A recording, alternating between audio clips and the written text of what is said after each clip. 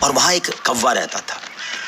آپ جانتے ہیں نا کوے کا رنگ بڑا کالا سیاہ ہوتا ہے، مگر وہ بڑا خوش تھا، بہت انجوائے کر رہا تھا لائف کو، طرح طرح کے کھانے کھاتا اور رات ہوتی تو کسی بھی خوشبودار درخت پر جا کر رات بسر کرتا، انجوائے کر رہا تھا اپنی لائف کو. اچانک اس کی نظر ایک سفید کبوتر پر پڑی. وہ سوچنے لگا کہ میں کالا اور یہ سفید، یہ کتنا خوبصورت ہے، کتنا اچھا لگ رہا ہے، مجھ سے زیادہ خوش تو یہ ہوگا.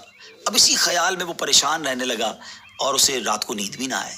ایک دن وہ کبوتر کے پاس پہنچا اور کہا کہ تم کتنے خوش نصیب ہو، تمہارا رنگ سفید ہے اور میں تو کالا ہوں، تم سے زیادہ خوش تو کوئی نہیں ہوگا. کبوتر نے کہا پہلے میں بھی یہی سمجھتا تھا، لیکن جب میں نے طوطے کو دیکھا تو میں حیران ہو گیا کہ طوطے کے تو دو رنگ ہیں، میرے پاس تو ایک ہی رنگ تھا. تو طوطا زیادہ خوش نصیب ہے، وہ زیادہ خوش ہے، وہ زیادہ لائف کو انجوائے کر رہا ہے. اب کوا کبوتر کو چھوڑ کر طوطے کے پاس پہنچ گیا. کہا طوطے تم تو زیادہ انجوائے کرتے ہوگے، کتنے خوش ہوگے کہ تمہارے پاس تو دو رنگ ہیں جسم پر، تمہاری باڈی بہت خوبصورت لگتی ہوگی.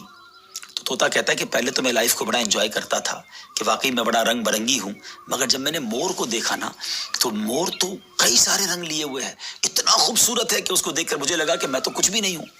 اب کوا اڑتے اڑتے پہنچ گیا مور کے پاس. مور چڑیا گھر کے ایک پنجرے میں موجود تھا. پہلے تو وہ انتظار کرتا رہا کیونکہ بہت سارے لوگ مور کو دیکھنے آئے تھے. جب سارے لوگ دیکھ کر چلے گئے تو کوا مور کے پاس گیا کہ اے مور، ذرا یہ تو بتاؤ تم کتنے خوش ہو، کتنے رنگ ہیں تمہارے پاس، تم کتنے خوبصورت ہو.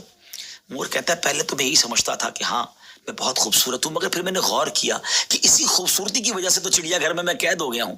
روزانہ ہزاروں لوگ مجھے دیکھنے آتے ہیں مگر میں آزاد نہیں ہوں. اور پھر میں نے بڑا غور کیا کہ وہ کون سا پرندہ ہے جو چڑیا گھر میں قید نہیں ہے. تو مجھے سمجھ آئی کہ کوا ہی ایک پرندہ ایسا ہے جو چڑیا گھر میں قید نہیں ہوتا، اس کو کوئی قید نہیں کرتا.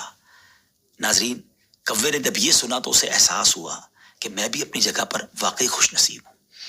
اب یہاں بظاہر تو یہ ایک فرضی واقعہ ہے، لیکن اگر اس کو ہم اپنی زندگیوں پر امپلیمنٹ کریں، اپنے بارے میں سوچیں، ہمارے پاس بہت کچھ ہے، لیکن جب کسی کو ہم سے زیادہ والے کو ہم دیکھتے ہیں نا تو ہمیں اپنی چیزیں کمتر نظر آنے لگتی ہیں. اپنا گھر چھوٹا لگنے لگتا ہے، اپنی موٹر سائیکل، اپنی گاڑی، اپنی سائیکل وہ ہمیں بڑی کمتر لگتی ہے جب کسی کی بڑی گاڑی دیکھتے ہیں، کسی کا بڑا گھر دیکھتے ہیں، کسی کی لائف سٹائل کو دیکھتے ہیں. جو ہے اس پر انجوائے نہیں کرتے بلکہ اس پر شکوہ کرتے ہیں، ناشکری کرتے ہیں.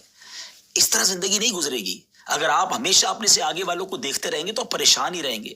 اگر آپ نے موازنہ کرنا ہی ہے، کمپیریزن کرنا ہی ہے، تو اپنے سے کمتر لوگوں کو دیکھیں نا. کئی لوگ بڑی مشکل زندگی گزار رہے ہیں. اللہ نے مجھے اور آپ کو بہت خوشحال رکھا ہے. جی ہاں، اب بھی ہم لاکھوں کروڑوں سے اچھے ہیں، لیکن مسئلہ یہ کہ ہمیں تو آگے والوں کو دیکھ کر ڈیمورلائز ہونا ہوتا ہے. شکر ادا کیجئے. اور سبحان اللہ، میرے رب کا تو وعدہ بھی ہے نا قرآن میں، لَإِن شَكَرْتُمْ لَأَزِيدَنَّكُمْ، تم میرا شکر ادا کرو میں تمہیں اور دوں گا. تو جب آپ اللہ کا شکر ادا کر رہے ہوتے ہیں نا کہ یا اللہ تو نے مجھے کروڑوں سے اچھا بنایا، تو وہ اور عطا فرماتا ہے، آپ اور آگے بڑھتے ہیں. تو بہرحال یہ چھوٹی سی حکایت ہے، اللہ کرے اس سے سبق لیں، ناشکری چھوڑ دیں اور شکر ادا کرنے والے بن جائیں.